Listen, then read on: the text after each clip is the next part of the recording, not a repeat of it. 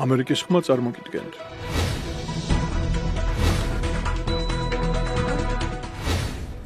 გამარჯობა, თქვენ უყურებთ ამერიკის ხმის ყოველკვირეულ გადაცემას ხედვა ვაშინგტონიდან, მე მარია მუგრეხელიძე ვარ. დღევანდელ გადაცემაში ვისაუბრებთ იმაზე, როგორ აფასებენ საერთაშორისო უფლებადამცველები ადამიანის უფლებების მხრივ საქართველოში არსებულ სიტუაციას. თუმცა მანამდე გიყვებით გასული კვირის ყველაზე ხმაურიან შეხვედრაზე. ამერიკის პრეზიდენტ დონალდ ტრამპსა და უკრაინის პრეზიდენტ ვოლოდიმირ ზელენსკის შორის დაძაბული შეხვედრა შედგა. ის რაც ოვალურ კაბინეტში უკრაინის მინერალების შესახებ ხელშეკრულების ხელმოწერის ცერემონია უნდა ყოფილიყო, საკმაოდ დაძაბულ საუბარში გადაიზარდა. გიყვებით იმაზე, რა მოხდა ვაშინგტონში და რას გულისხმობს მინერალების შეთანხმება. He's not speaking loudly. Your country is in big trouble. Wait a minute. No. You've done a lot of talking.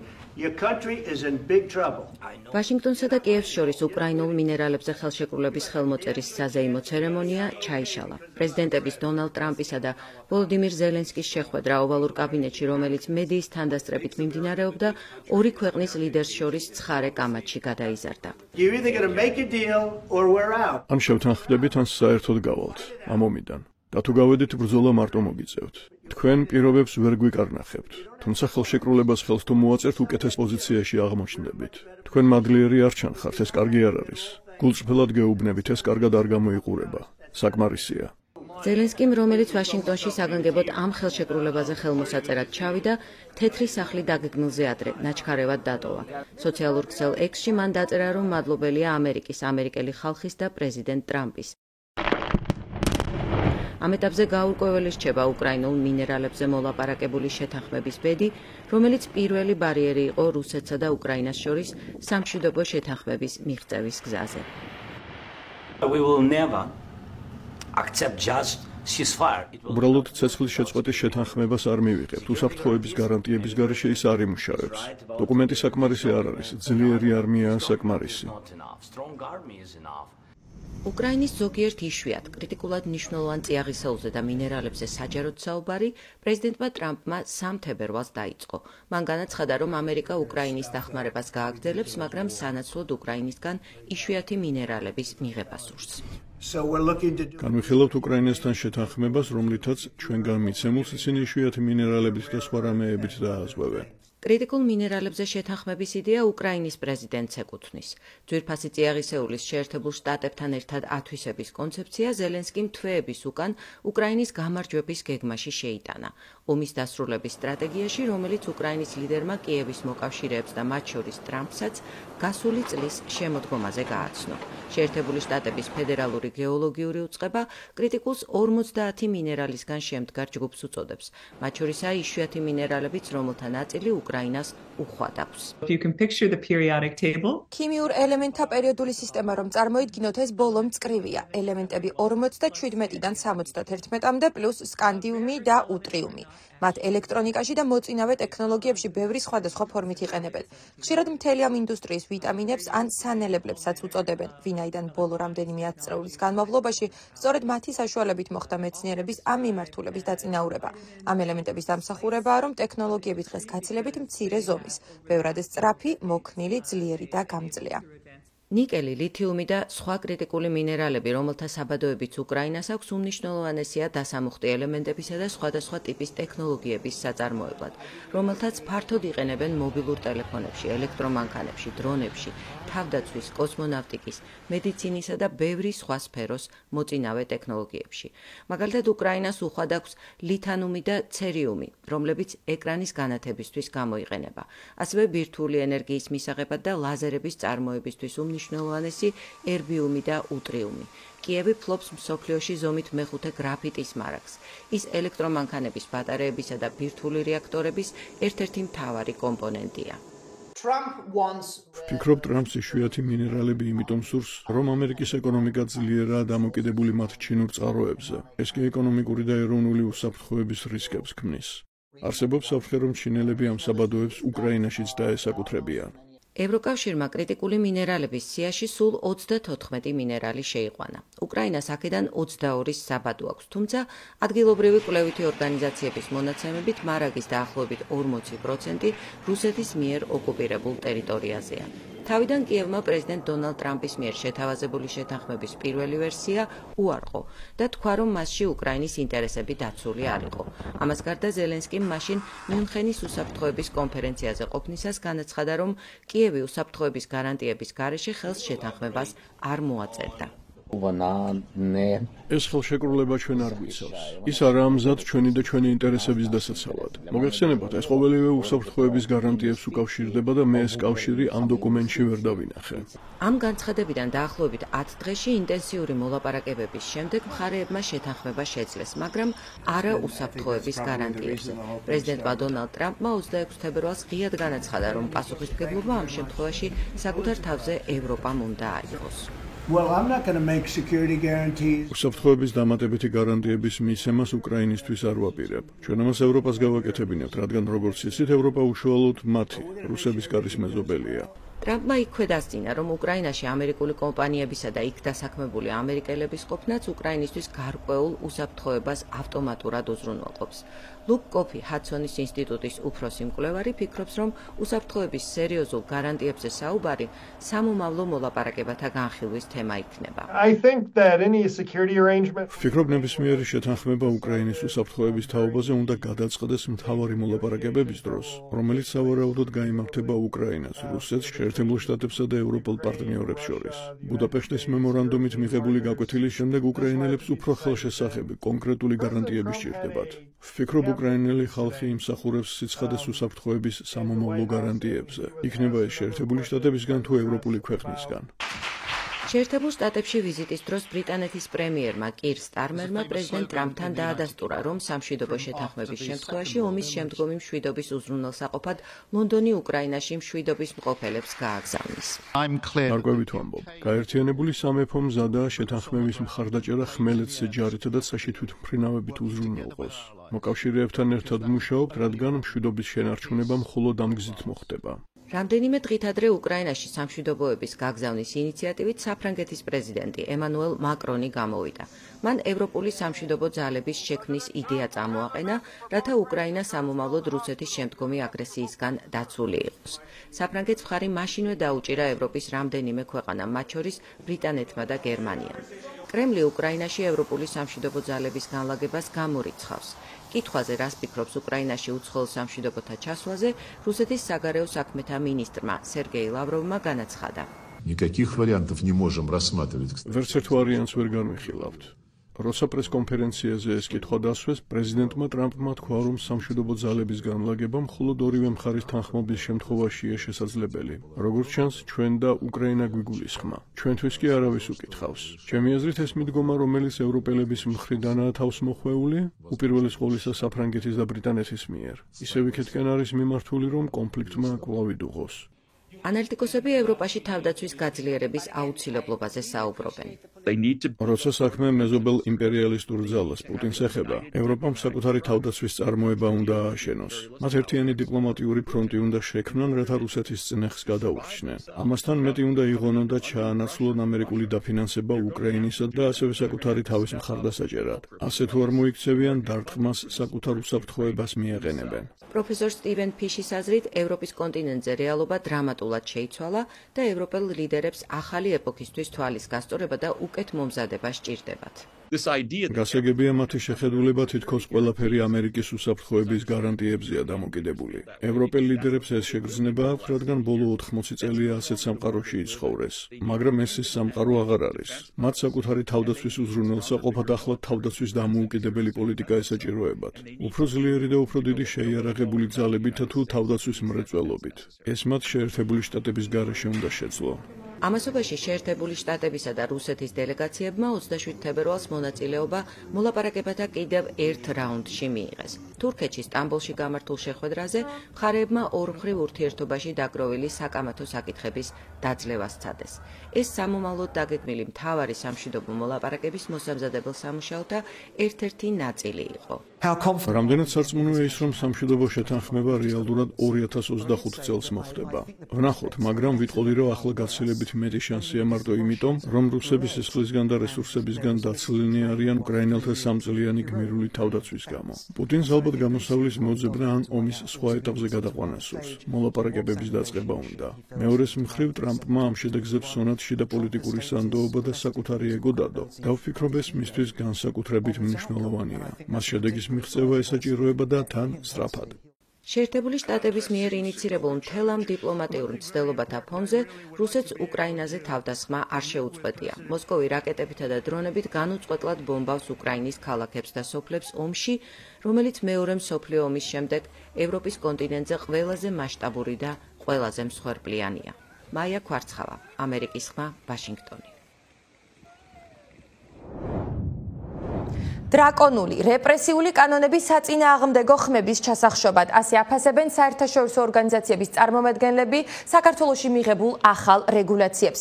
საერთაშორისო ამნისტიის წარმომადგენელი ამერიკის ხმასთან ინტერვიუში ამბობს, რომ ეჭვი აღარ რჩება იმის თაობაზე, თუ რა მიზნები აქვს ქართული ოცნების მიერ საქართველოში ბოლო პერიოდში მიღებულ კანონებსა და ცვლილებებს. დაკავებები, ძალადობა, სამართლიანი სასამართლოს დაკარგული უფლება, დამოუკიდებელი მედიის არსებობის წყაროების შეზღუდვა და ავტორიტარული პრაქტიკა. ამ თემებზე საერთაშორისო უფლებადამცველი ორგანიზაციის წარმომადგენელს დენის კრივოშევს ჩემი კოლეგა ეკა მაღალდაძე ესაუბრა.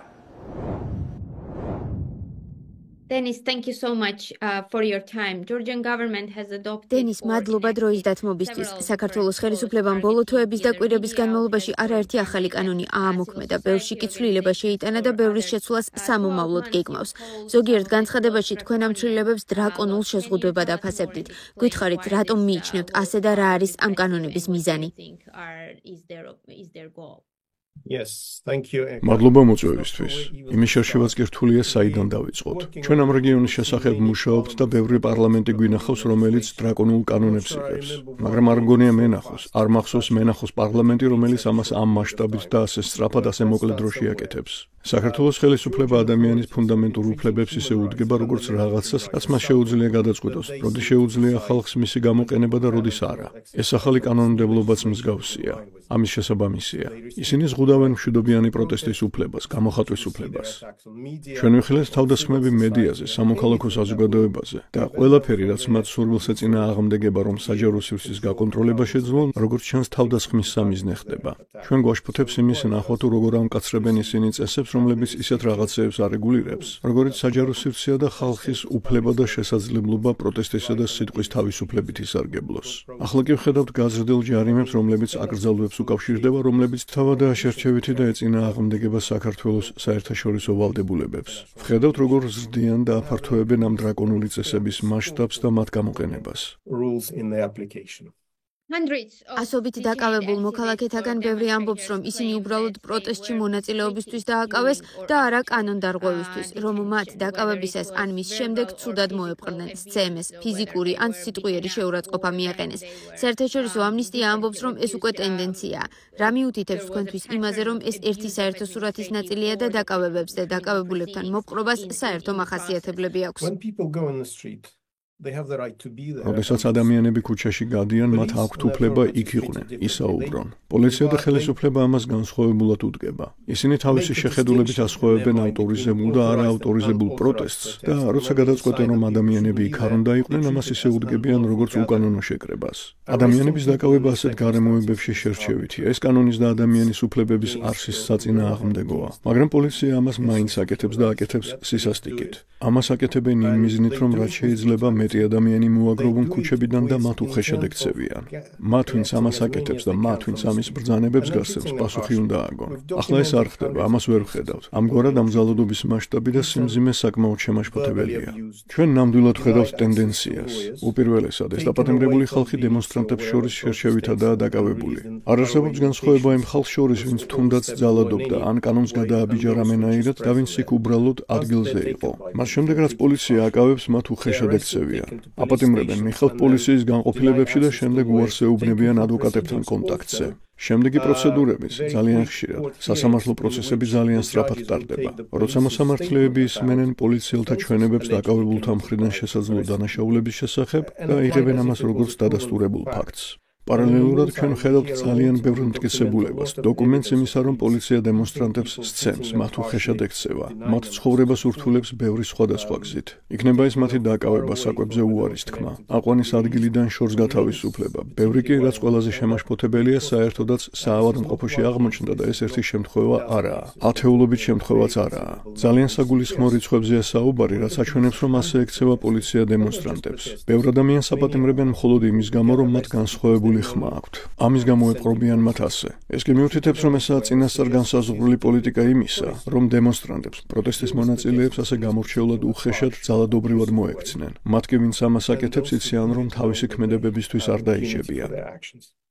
პასუხისმგებლობის და დაუსჯელობის საკითხს ახსენებთ. ჩვენ მოვისმინეთ, რომ შესაძლო გადაცდომების თაობაზე ხელისუფლება გამოძიების ჩატარების პირობას დებდა, თუმცა არაფერი გვსმენია იმის შესახებ, რომ სამართალდამცავი თუ სპეციალური სამსახურების წარმომადგენელთაგან ვინმეს პასუხისმგებლობა დამდგარიყოს, თუნდაც ისეთ შემთხვევებზე, რომლებიც კადრებზე აღიბეჭდა და რომლებშიც აშკარა ფიზიკური ძალადობა ჩანდა. დემონსტრანტების წინააღმდეგ იქნებოდა ეს თუ ჟურნალისტების. რას ნიშნავს ეს სამომავლოდ მშვიდობიანი პროტესტის პერსპექტივისთვის? თუ ეს ერთი სიტყვით უნდა შემეფასებინა, ეს სიტყვა უკანონობა იქნებოდა. ეს გამოხატავს იმას, როგორ უდგება პოლიცია სიტუაციას. ყველა მტკიცებულება მიუთითებს, რომ ხელისუფლება ახალისებს პოლიციას, რომ ასე მოიქცეს. მათ ვინც ქუჩებში ძალადობას ჩადიან, ფორმიანები იქნებიან ეს თუ როგორც უფრო და უფრო ხშირად ვხედავთ უფორმა მამაკაცები, რომლებიც მშვიდობიან თავყრილობებს ესხმიან თავს. იციან, რომ მათ ამის გაკეთება სრული დაუსჯელობით შეუძლიათ. ყოველ შემთხვევაში ასე ფიქრობენ, რომ სამართალი არასდროს აღსრულდება მათთვის, რომ ისინი არ აგებენ პასუხს იმაზე, რაც გააკეთეს. ჩვენ უზრუნველყოფთ იმას, რომ ეს დანაშაულები არ მიეცეს დავიწყებას და ადამიანებმა, რომლებიც ამ დანაშაულებს ჩადიან, მათზე პასუხი აგონ. მაგრამ ახლა სამწუხაროდ ეს მართალია, ამ ძალადობის გამოძიება ხელისუფლებას აკისრია. ისინი თავად ჩადიან ამ დანაშაულს, ასე რომ ახლა სამართლიანობის იმედი მცირეა. მაგრამ ისტორია აქ არ მთავრდება. ჩვენ ხედავთ მათ, ვინც მშვიდობიან დემონსტრანტებს უპირისპირდება და ერთ დღესაც მათ მოუწევთ იმაზე პასუხისმგება, რასაც აკეთებენ. ერთ-ერთ განცხადებაში ამბობდით, რომ ცალკე პრობლემაა სასამართლო სისტემაც, როდესაც ისედაც შერჩევითად დაკავებულ დემონსტრანტებს ნაჩქარევს სასამართლო პროცესებზე დიდ ჯარიმას და პატიმრობას უსჯიან. რას ნიშნავს ეს და რა საფრთხეს უქმნის ეს მშვიდობიანი პროტესტის მომავალს, თუ კი მოქალაქეებს მშვიდობიანი შეკრების უფლების გარდა, შემდეგ სამართლიან და გამჭვირვალე სამართლებრივ პროცედურებზეც არ მიუწვდებათ ხელი. არათუ არ მგონია, რომ ისინი სამართლიან სასამართლოს ვერ იღებენ, არამედ ვიცი რომ ასეა. სამართლიანი სასამართლო ბევრ ელემენტს მოიცავს. დაწყებული როცა ადამიანები შერჩევითად არიან დაკავებულნი, ადვოკატებთან დაკავშირებაზე უარს ეუბნებიან. სამართლიანი სასამართლოს უფლება უკვე ამ მომენტიდანაა გამქრალი. აქ კი ვხედავთ ნაჩქარევს ხდომებს ადმინისტრაციულ საქმეებზე, როცა ადამიანებს მკაცრ ჯარიმებს აკისრებენ სულ რამდენიმე წუთში. ამას ხვდენ მოსამართლეები მხოლოდ პოლიციელთა უსაფუძვლო მტკიცებების საფუძველზე. სათანადო მოსმენის ნაცვლად, სადაც ისინი თავის დაცვას შეძლებენ. დაეყრდნობიან ადვოკატებს და დაუმტკიცებენ სასამართლოს, რომ არაფერი ჩაუდენიათ, რისთვისაც მძიმე ჯარიმის და საპატიმრო ვადის წინაშე უნდა დადგნენ. ეს სისასტიკეა. და როცა საქმე სისხლის სამართლის პროცესებს ეხება, ყველაფერი კიდევ უფრო უარესადაა. ჩვენ ვიხილეთ პოლიტიკურად მოტივირებული ბრალდებები მოქალაქეების წინააღმდეგ. ჩვენ ვხედავთ ბრალდებების სისასტიკეს, როდესაც იმის არსი, რაც მათ გააკეთეს, არ შეესაბამება იმას, რაშიც ბრალს სდებენ. ვხედავთ, როგორ ადვილად და უხეშად იყენებენ იმ ზომებს, როგორიცაა ხალხის გისოსებს მიღმა ჩასმა გამოძიების პერიოდში თუ სხვა. ეს ყველაფერი მათი სამართლიანი სასამართლოს უფლების დარღვევაა. კვლავ ციხეში რჩება ჟურნალისტი და მედია მენეჯერი მზია ამაღლობელი. მაშინ, როდესაც ძალადობაში მხილებული სამართალდამცავების პასუხისმგებლობის საკითხი არ დამდგარა. პარალელურად ისმის კრიტიკა მისი მისამართით ხელისუფლების წარმომადგენლების მხრიდან. როგორ ფიქრობთ, რას აჩვენებს ეს საქმე და ის თუ როგორ აწარმოებს მას ხელისუფლება? ეს იმას აჩვენებს, რომ ხელისუფლებას ნამდვილად განზრახული აქვს ყველა საჩვენოს თუ რა სისასტიკეთ მოექცევა ნებისმიერ პროტესტს. ეს კომპლექსური საქმეა. ჩანაწერში, რასაც ვხედავთ, შეურაცხყოფაა, მაგრამ ჩვენ ვხედავთ კონტექსტსაც. რა ხდება? ჩვენ ვხედავთ, რა ადვილად აკავებენ ამ ადამიანს უპირველეს ყოვლისა არაფრის გამო, პოსტერის გაკვრისთვის. შემდეგ მას სვამენ გისოსებს მიღმა ძალიან ნაჩქარევი პროცესის შედეგად, როგორც საშიშ კრიმინალს. იმ გარემოებებში, როცა როგორც გვესმის და ვხედავთ სხვა დემონსტრანტების გამოცდილებით, ხალხს უფრო სერიოზული დანაშაულისთვის გამოძიების პერიოდში არ აკავებენ. ეს ყველაფერი მიუთითებს, რომ მას მკაცრად უხეშად ექცევიან. პოლიტიკურ შეხედულებებზე დაფუძნებით, როგორც გზავნილს ყველასთვის, ვინც გადაწყვეტს, რომ ქუჩებში პროტესტს შეუერთდეს. გაზრდილი ჯარიმების სამიზნე გახდნენ ჟურნალისტებიც. მათ საავტომობილო გზის გადაკეტვაში ადანაშაულებენ მაშინ, როდესაც იქ მიმდინარე აქციებს აშუქებდნენ. მზია ამაღლობელის კრიტიკის ქართული დამოუკიდებელი მედია საშუალებების მიმართ ბრალდებების ფონზე, რაც ნიშნავს მოვალეობის შესრულებისას აქციებზე მყოფი ჟურნალისტების დაჯარიმება.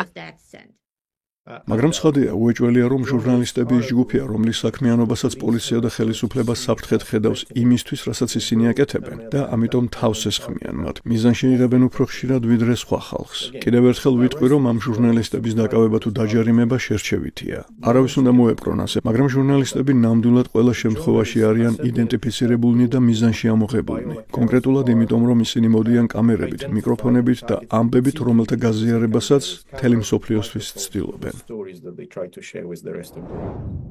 დღეისათვის სულ ეს იყო. თქვენ უყურებდით ამერიკის ხმის ყოველკვირეულ გადაცემას ხედვა ვაშინგტონიდან. მე მარია მუგრახელიძე ვარ. მადლობა რომ გვიყურებდით. მე ერთი კვირით გემშვიდობებით. თქვენ კი ჩვენი გადაცემებისა და ანალიტიკური მასალების ნახვა როგორც ყოველთვის შეგიძლიათ ჩვენს ვებგვერდზე amerikiskhma.com. შემოგვერთით ჩვენი Facebook-ის, Instagram-ის, X-ისა და YouTube-ის ოფიციალურ გვერდებზეც. ნახვამდის.